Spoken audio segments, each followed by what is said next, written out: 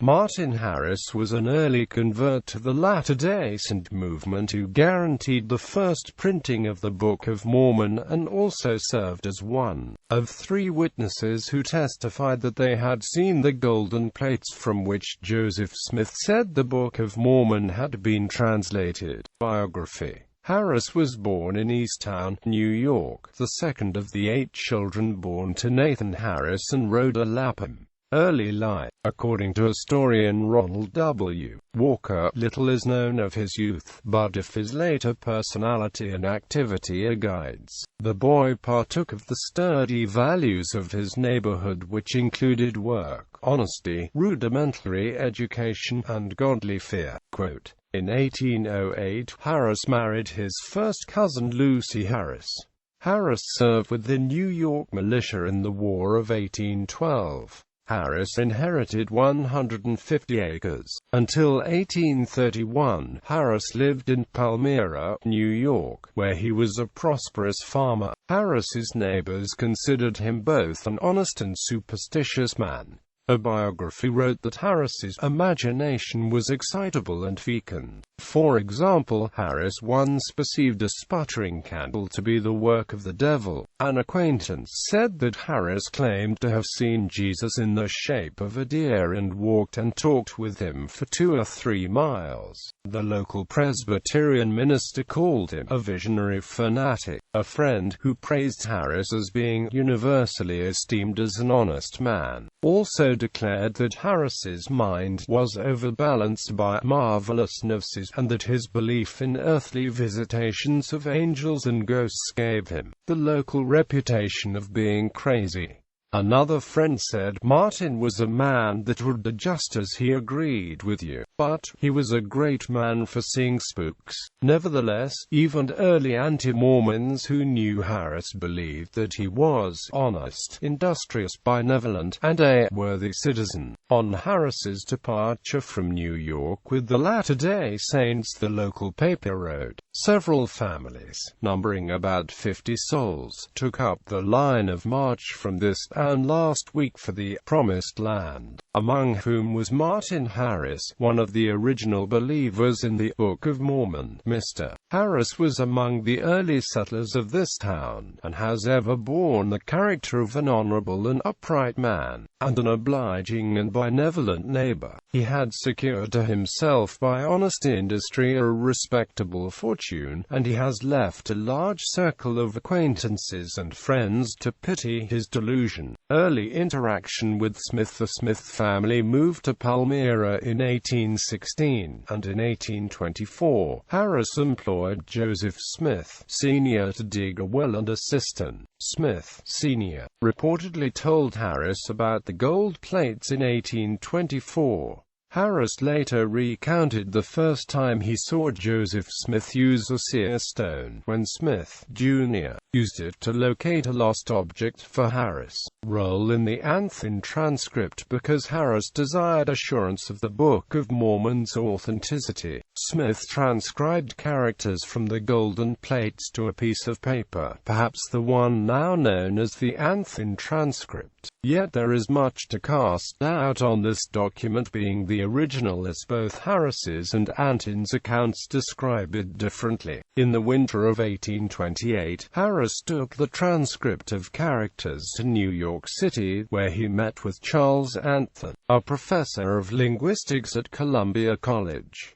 The two men's accounts of the meeting conflict on almost every point. Harris's account is recorded in Smith's History of the Church. According to the account, Harris said that Anthon gave him a certificate verifying the authenticity of the characters and the translations, but that when Anthon learned that Smith claimed to have received the plates from an angel, he took the certificate back and tore it to pieces. Anthon, for his part, gave written accounts in 1834 and 1841. Despite the years between, both accounts are in good agreement, save a contradiction as to whether he had given Harris a written opinion about the transcript or not. In both accounts, Anthon maintained that he told Harris that he was a victim of a fraud and not to get involved. In either case, the episode apparently satisfied Harris's doubts about the authenticity of the golden plates and the translation enough to mortgage his farm to have the book printed. Harris's wife continued to oppose his collaboration with Smith. In both of Anton's accounts, he states that Harris visited him again after the Book of Mormon was printed and brought him a copy, which Anton refused to accept. Anton records that he again advised Harris he had been defrauded and should go straight home and ask to examine the plates locked in the chest, to which Harris responded that he could not look at the plates so he and his family would be cursed. Scribe to Joseph Smith in February 1828, Harris traveled to Harmony, Pennsylvania to serve as a scribe while Smith dictated the translation of the golden plates. By June 1828, Smith and Harris's work on the translation had resulted in 116 pages of manuscript. Harris asked Smith for permission to take the 116 pages of manuscript back to his wife in order to convince her of its authenticity. Smith reluctantly agreed. After Harris had shown the pages to his wife and some others, the manuscript disappeared. The loss temporarily halted the translation of the plates, and when Smith began again, he used other scribes, primarily Oliver Cowdery. The first extant written revelation to Joseph Smith, dated July 1828, refers to Smith's delivering the 116 pages to Harris. Addressing Smith, the revelation says, "Thou deliveredst up that which was sacred into the hands of a wicked man, who has set at naught the counsels of God, and has broken the most sacred promises which were made before God, and has depended upon his own judgment, and boasted in his own wisdom." Book of Mormon financier. Nevertheless, Harris continued to support Smith financially. The translation was completed in June 1829. By August, Smith contracted with publisher E.B. Grandin of Palmyra to print the Book of Mormon. Harris mortgaged his farm to Grandin to ensure payment of the printing costs, and he later sold 151 acres of his farm to pay off the mortgage. In March 1830, Smith announced a revelation to Harris saying, "I command you, that thou shalt not covet thine own property, but impart freely to the printing of the Book of Mormon, warning that misery that thou shalt receive, if thou wilt slight these counsels, yea, even destruction of thyself and property. Impart a portion of thy property, yea, even a part of thy lands, and all save the support of thy family. Pay the printer's debt." Witness to the golden plates. As the translation neared completion, Smith revealed that 3 men would be called as special witnesses to the existence of the golden plates. Harris, along with Oliver Cowdery and David Whitmer, was chosen as one of these 3 witnesses. In the words of David Whitmer, one of the other 2 witnesses, "It was in the latter part of June 1829. Joseph, Oliver Cowdery and myself were together, and the angel showed them to us, ...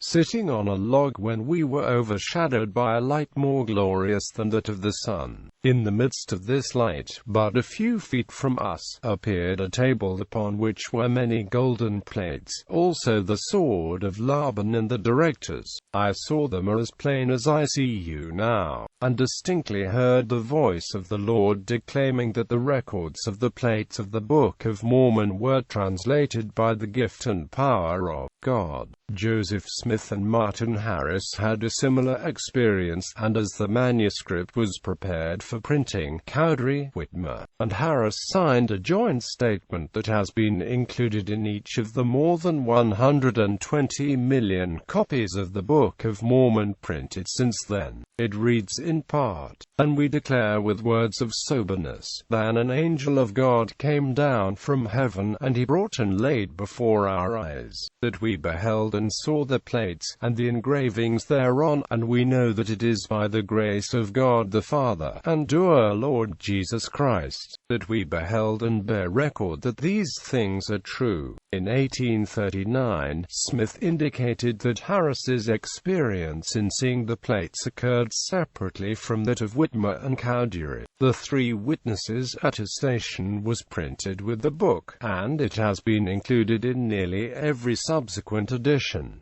Marital conflict, in part due to the continued disagreement over the legitimacy of Smith and the golden plates, and because of the loss of his farm. Harris and his wife separated. Lucy Harris was described by Lucy Mack Smith as a woman of an irascible temper, but claims have been made that Harris had abused her. Lucy Harris also claimed that her husband may have committed adultery with a neighboring Mrs. Haggard, high priest in the church. Harris became an early member of the Church of Christ, which Smith organized on April 6, 1830. In 1830, Harris prophesied Jackson would be the last president that we would have, and that all persons who did not embrace Mormonism in 2 years' time would be stricken off the face of the earth. He said that Palmyra was to be the New Jerusalem, and that her streets were to be paved with gold. On June 3, 1831, at a conference at the headquarters of the church in Kirtland, Ohio, Harris was ordained to the office of high priest and served as a missionary in the Midwest, Pennsylvania, and New York. On February 12, 1834, Sidney Rigdon charged Harris before the Kirtland High Council, which was then the chief judicial and legislative council of the church. Among the charges was the allegation that Harris had told E.D.Q.R.A.C. Russell that Joseph drank too much liquor when he was translating the Book of Mormon, and that he wrestled with many men and threw them an amp. Another charge was that he exalted himself above Bro Joseph, in that he said Bro Joseph knew not the contents of the Book of Mormon until after it was translated. Harris reportedly admitted that he had said many things inadvertently calculating to wound the feelings of his brother, and promised to do better. The council forgave him and gave him much good advice. On February 17, 1834, Harris was ordained a member of Kirtland High Council. In response to the conflicts between Mormons and non-Mormons in Missouri, Harris joined what is now known as Zion's Camp and marched from Kirtland to Clay County, Missouri. Afterwards, Harris, along with Oliver Cowdery and David Whitmer, selected and ordained a traveling high council of 12 men that eventually became the quorum of the 12 apostles. Marriage to Caroline Young. Lucy Harris died in the summer of 1836, and on November 1, 1836, Harris married Caroline Young, the 22-year-old daughter of Brigham Young's brother, John. Harris was 31 years older than his new wife. They had 7 children together. Split with Joseph Smith. In 1837, dissension arose in Kirtland over the failure of the church's Kirtland Safety Society Bank. Harris called it a fraud, and was among the dissenters who broke with Smith and attempted to reorganize the church. Led by Warren Parrish, the reformers excommunicated Smith and Rigdon, who relocated to Far West, Missouri. In December 1837, Smith and the Kirtland High Council excommunicated 28 individuals, Harris among them. In 1838, Smith called the 3 witnesses Cowdery, Harris, and Whitmer too mean to mention, and we had liked to have forgotten them. Parrish's church in Kirtland took control of the temple and became known as the Church of Christ. In its 1838 Articles of Incorporation, Harris was named one of the church's 3 trustees. In 1838, Harris is said to have told he never saw the plates with his natural eyes, only in vision or imagination. A neighbor of Harris in Kirtland, Ohio, said that Harris never claimed to have seen with his natural eyes, only spiritual vision. In March 1838, disillusioned church members said that Harris had publicly denied that any of the witnesses to the Book of Mormon had ever seen or handled the golden plates. Harris's statement reportedly induced 5 influential members, including 3 apostles, to leave the church. By 1839, parish and other church leaders had rejected the Book of Mormon and consequently broke with Harris, who continued to testify to its truth. In June 1841, the Painesville Telegraph reported that Martin Harris believes that the work in its commencement was a genuine work of the Lord, but that Smith, having become worldly and proud, has been forsaken of the Lord, and has become a knave and impostor. He expects that the work will be yet revived, through other instrumentalities.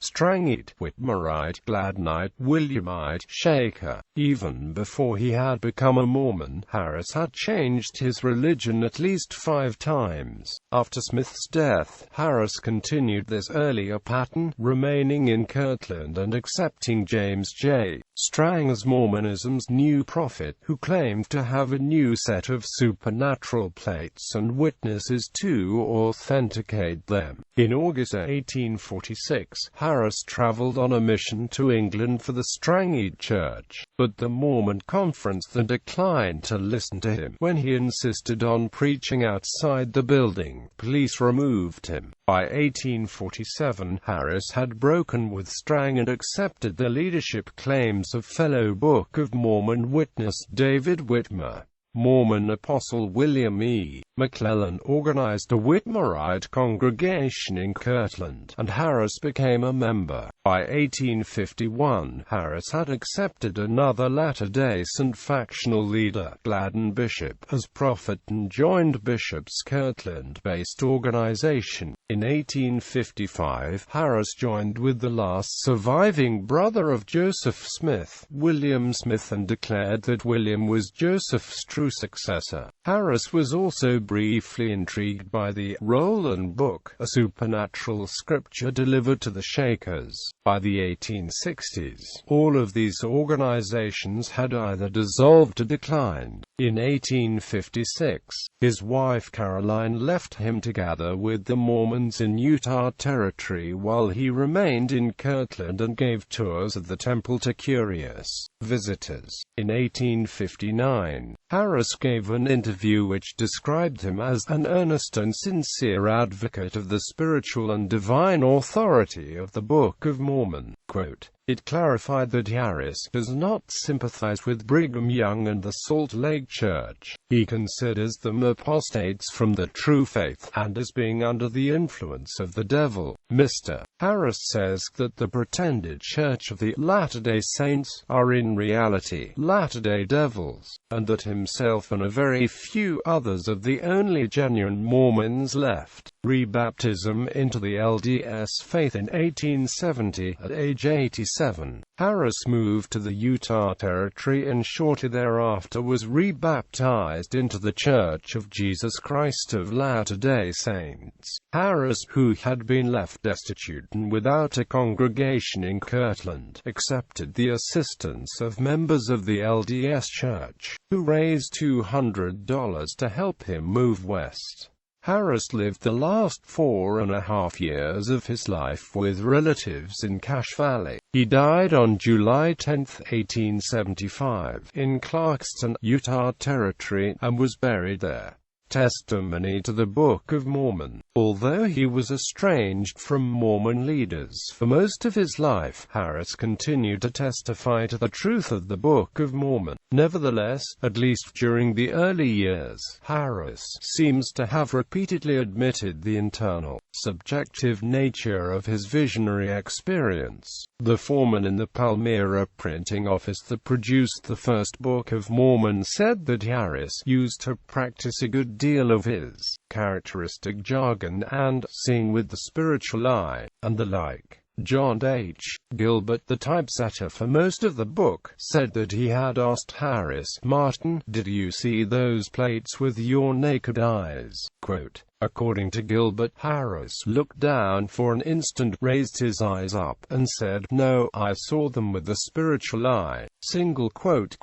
Two other Palmyra residents said that Harris told them that he had seen the plates with the eye of faith, or spiritual eyes. Quote, In 1838, Harris is said to have told an Ohio congregation that he never saw the plates with his natural eyes, only in vision or imagination. A neighbor of Harris in Kirtland, Ohio, said that Harris never claimed to have seen with his natural eyes, only spiritual vision. In March 1838, disillusioned church members said that Harris had publicly denied that any of the witnesses to the Book of Mormon had ever seen or handled the golden plates, although Harris had not been present when Whitmer and Cowdery first claimed to have viewed them, and they claimed that Harris's recantation, made during a period of crisis in early Mormonism, induced 5 influential members, including 3 apostles, to leave the church. Even at the end of his long life, Harris said that he had seen the plates in a state of entrancement. Nevertheless, in 1853, Harris told one David Dill that he had held the 40 to 60 pound plates on his knee for an hour and a half, and handled the plates with his hands, plate after plate. Even later, Harris affirmed that he had seen the plates and the angel with his natural eyes.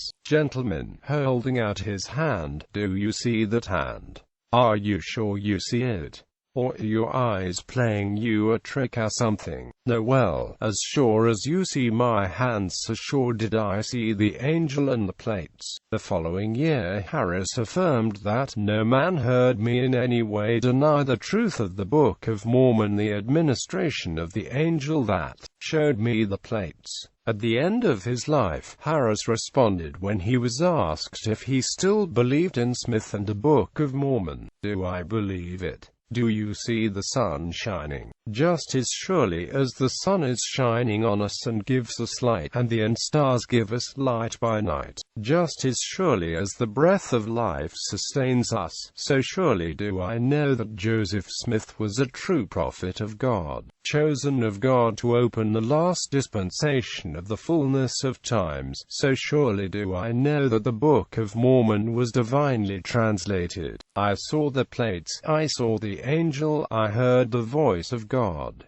I know that the Book of Mormon is true and that Joseph Smith was a true prophet of God. I might as well doubt my own existence as to doubt the divine authenticity of the Book of Mormon, of the divine calling of Joseph Smith. On his deathbed, Harris said, "The Book of Mormon is no fake. I know what I know. I have seen what I have seen, and I have heard what I have heard. I have seen the gold plates from which the Book of Mormon is written. An angel appeared to me and others and testified to the truthfulness of the record. And had I been willing to have perjured myself and sworn falsely to the testimony I now bear, I could have been a rich man. But I could not have testified other than I have done and am now doing, for these things are true." In art and popular culture, a pageant about Harris called Martin Harris, the Man Who Knew, sponsored by LDS Church, is performed every other year in August in Clarkston. Martin Harris was a named character in the 2003 episode of South Park, All About Mormons.